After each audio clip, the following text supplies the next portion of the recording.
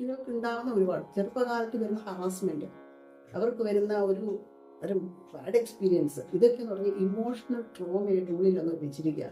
എനിക്ക് ഞാൻ കൗൺസിലർ ആയതുകൊണ്ട് ഒരുപാട് കേസ് ഇവിടെ കാണുന്നുണ്ട് അവരുടെ ഉള്ളിൽ ഇരിക്കുന്നത്. അപ്പൊ നമ്മൾ ചോദിച്ച് വരുമ്പോഴേക്കായിരിക്കും, ഇപ്പൊ വരുന്നത് രോഗത്തിനായിരിക്കും, പക്ഷെ ചോദിച്ചു വരുമ്പോൾ the root cause is the emotional trauma.